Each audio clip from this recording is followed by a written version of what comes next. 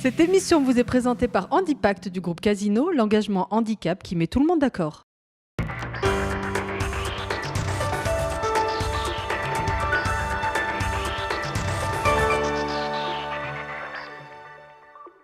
Bonjour, bienvenue à ce nouveau numéro Parcours Sportif. Je suis avec Samy. Bonjour Samy. Il y a quelques jours, on a diffusé une émission qui traitait des Jeux de l'avenir où on t'avait déjà vu. Et tu nous avais invité à venir justement aujourd'hui pour voir ce qu'était ce regroupement de jeunes. Est-ce que tu peux nous en dire un peu plus ? Alors en fait l'idée elle est simple, c'est-à-dire les jeunes que je vous avais présentés lors des Jeux nationaux de l'avenir, on était là pour détecter aux Jeux nationaux de l'avenir, on a repéré un certain nombre de jeunes. Ces jeunes on les a invités à venir participer à un stage davantage ciblé entraînement, sport, performance, voir un petit peu leur potentiel dans un contexte davantage encadré avec des entraîneurs espoirs. Tous les entraîneurs ici sont les entraîneurs des équipes de France Espoir et on va les tester pendant une semaine, leurs aptitudes et leur capacité à persévérer dans l'activité. Alors c'est des jeunes, certes des Jeux de l'avenir, mais c'est aussi des jeunes qui ont été détectés au niveau régional. On s'appuie aussi sur nos comités régionaux et comités départementaux qui eux connaissent au mieux le terrain, qui sont présents tous les jours au quotidien aux côtés des jeunes et qui parfois découvre un jeune talent, découvre un jeune espoir un petit peu isolé qui souhaite intégrer dans notre mouvement et lui faire découvrir plusieurs pratiques en e-sport. Dans ces cas-là, on est plus sur une pratique multisport. Après, pour les jeunes observés lors des Jeux nationaux de l'avenir, ils pratiquent principalement leur spécialité. C'est-à-dire tous les jours, ils ont au minimum une fois par jour leur spécialité. Après, étant donné que ce sont des jeunes qui n'ont pas une culture de l'entraînement quotidien, voire bicotidien, on les ouvre sur d'autres activités plus découvertes où là ils profitent du système des entraîneurs pour vraiment s'initier et peut-être pour certains se découvrir un talent encore plus grand dans d'autres activités. Écoute Samy, ce que je te propose, attends-moi là, je vais aller voir Émilie qui s'occupe justement des tests à côté pour discuter avec elle de la performance. Alors Émilie, toi, tu es plutôt, j'ai envie de dire, la scientifique de la bande, c'est-à-dire qu'on t'a vu faire des tests, c'est ça ? Qu'est-ce que tu fais exactement ? Oui, c'est ça, scientifique, on peut dire ça. En fait, je m'occupe de la cellule recherche de la fédération. Et donc, le but sur ce stage Jeunes à potentiel, qui est un stage donc, qui a détecté des jeunes, c'est de pouvoir mettre en place des tests de capacité physique, aussi bien en endurance qu'en force, puissance, vitesse, pour connaître les capacités pures de chacun des athlètes, pour pouvoir leur donner des indications sur leur niveau au début de leur carrière, en espérant qu'ils aillent loin derrière ce stage, et pouvoir donner également des indications aux différents entraîneurs qui sont là pour les détecter dans les différents sports. Oui, mais les plus jeunes, ils ont quoi ? Ils ont 12 ans. C'est pas un peu tôt pour tester, les mettre dans la compétition comme ça ? S'ils sont là, c'est qu'ils sont prêts à rentrer dans la compétition. Après un stage de détection, c'est qu'on est prêt à rentrer dans cette dynamique, c'est qu'on a envie que la fédération nous suive, nous donne les moyens de réussir. Donc moi, mon but, c'est leur dire, voilà, vous commencez votre carrière de jeune sportif, voilà, en début, ce que vous produisez. Aujourd'hui, ta puissance des membres supérieurs, elle est de temps. Ton endurance, elle est de temps. À lui de voir dans 1 an, 2 ans, 5 ans, 6 ans, la marge de progression qu'il aura atteint.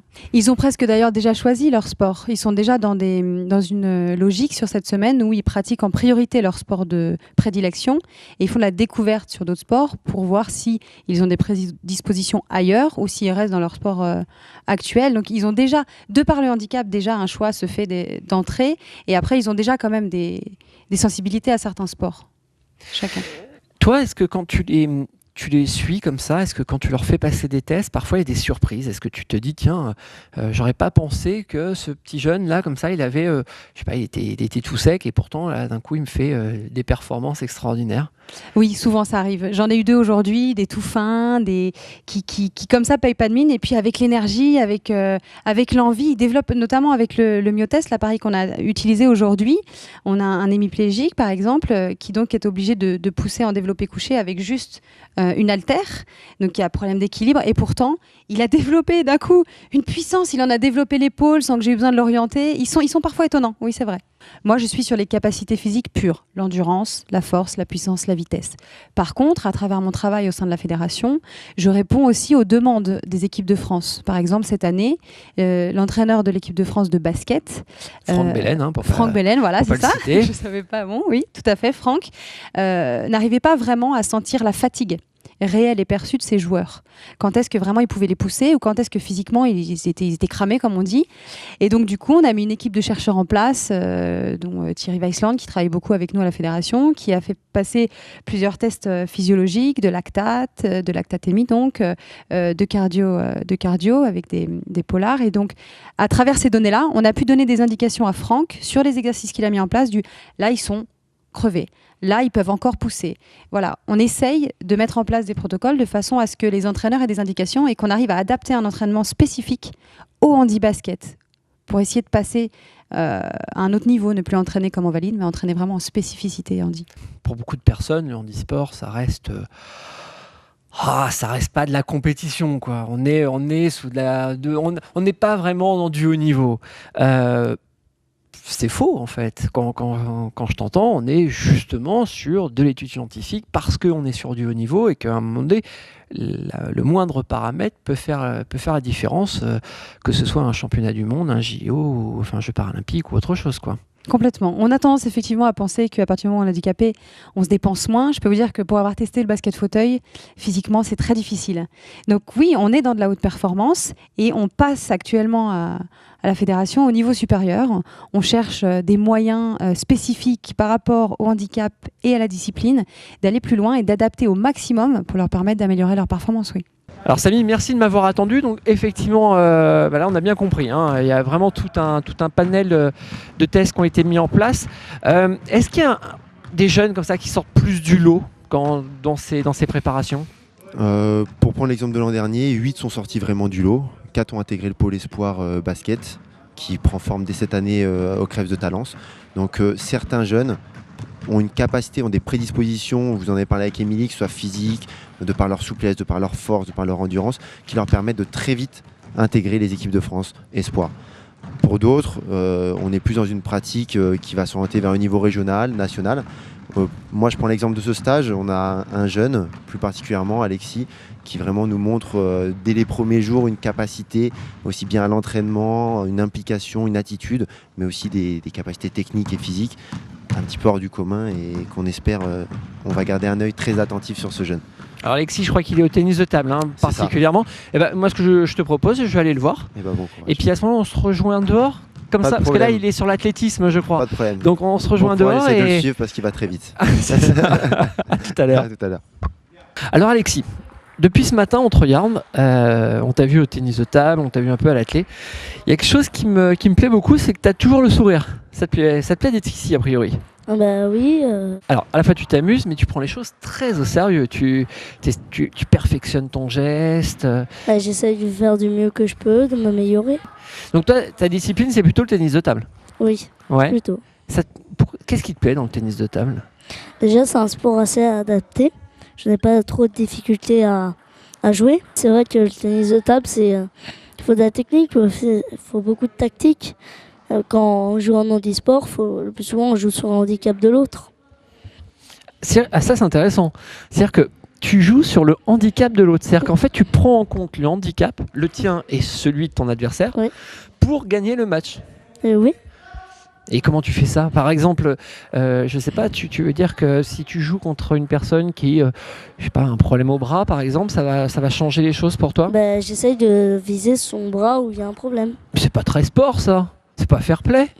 Mais tout le monde fait ça. Moi, quand je joue, on me fait des balles courtes, on me fait courir. On te fait courir. On te fait des balles courtes parce qu'effectivement, du coup, tu as du mal à aller chercher sur la table. J'ai mal, ouais. Et toi, tu travailles à l'entraînement là-dessus? Tu travailles justement sur le handicap. Pour toi, ça te change ta façon de travailler? Ça te permet tu t'essayes de trouver des parades? Non, je travaille pas beaucoup là-dessus, mais c'est vrai qu'après, on essaye de se déplacer sur le côté, on essaye de faire des petits trucs, mais après, on essaye de se débrouiller au moment. Le fait d'être ici, pour toi, c'est une chance, c'est une façon d'être mieux identifié, c'est une façon de t'entraîner différemment. Pour toi, c'est quoi? C'est vrai que c'est une façon de jouer avec des personnes handicapées, parce que dans mon club, il y a que mon père et quelqu'un d'autre qui est handicapé, donc je joue pas avec des handicapés. Après aussi, il y a une pression supplémentaire, comme on peut être repéré, après on peut monter en niveau. C'est vrai que c'est le sport qui passe en premier, avec de la technique. Mais après, on sait qu'il y a une partie d'handicap. D'accord. En fait, on entend Alexis parler. C'est très drôle parce qu'Alexis parle de son handicap, explique qu'il joue avec, puis en même temps montre un côté très sportif, presque déjà une élite, c'est-à-dire qu'il travaille sur l'exigence envers lui-même. C'est quelque chose qu'on retrouve régulièrement, ce genre de remarques.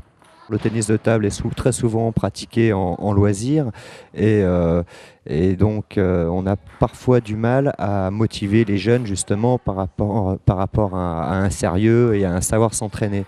Alors on a de la chance avec un jeune comme Alexis d'avoir déjà des bases d'entraînement et une vraie volonté de progresser, en tous les cas sur ce que j'ai vu depuis hier.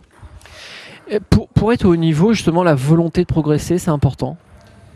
Moi, il me semble que c'est quand même la base. Bien sûr, on a tous, on peut avoir des facilités pour pratiquer un sport ou un autre. Après, la progression, elle ne passe que par le travail. Et comme dans tous les sports, ce sont les sportifs qui travaillent, qui vont loin, qui cherchent, qui progressent et qui deviennent des champions. Alors par rapport à mon parcours personnel, effectivement, moi c'est un petit peu la continuité du travail. Alors effectivement, j'ai travaillé avec l'équipe de France sur la dernière Paralympiade.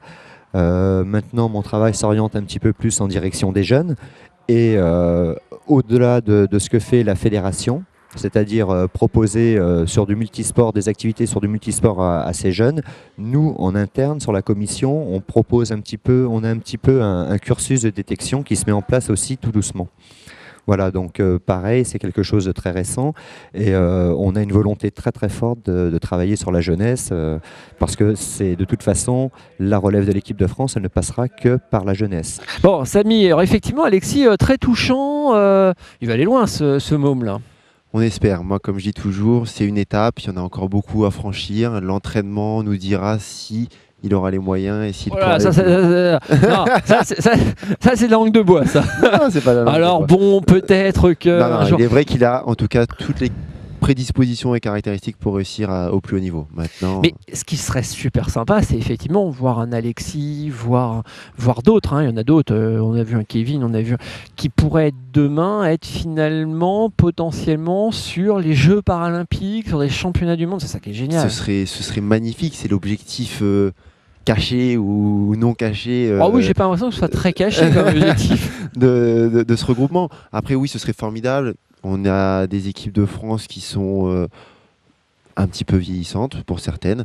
Notre objectif, c'est d'assurer le renouvellement. Pour d'autres, même très vieillissantes. mais c'est normal dans le sens où, mais c'est normal, où la maturité d'un athlète est de plus en plus longue. Pour arriver à faire un athlète paralympique, maintenant, c'est très long. Il faut, je prends l'exemple du tennis de table, on parlait d'Alexis, faut 10 ans, 12 ans de pratique quotidienne pour réussir à prétendre à un podium ou même à une participation aux Jeux paralympiques. Donc certains de nos anciens de l'équipe de France sont arrivés plus tardivement dans le mouvement.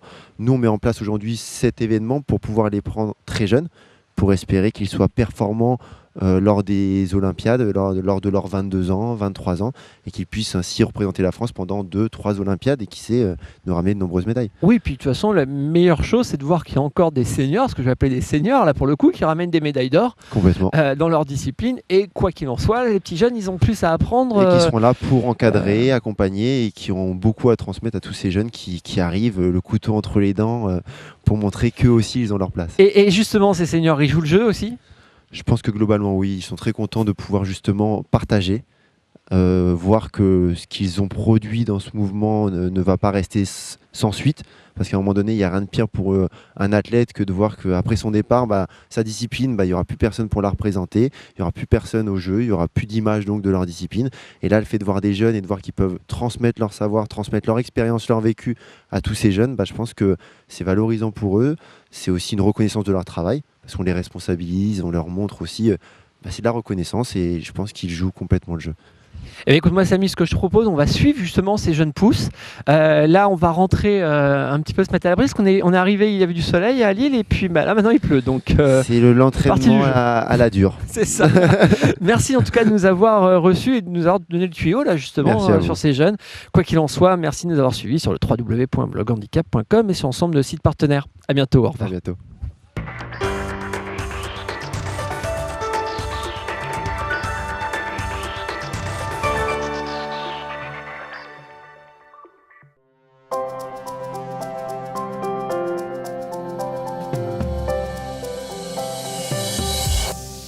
Cette émission vous est présentée par Handipact du groupe Casino, l'engagement handicap qui met tout le monde d'accord.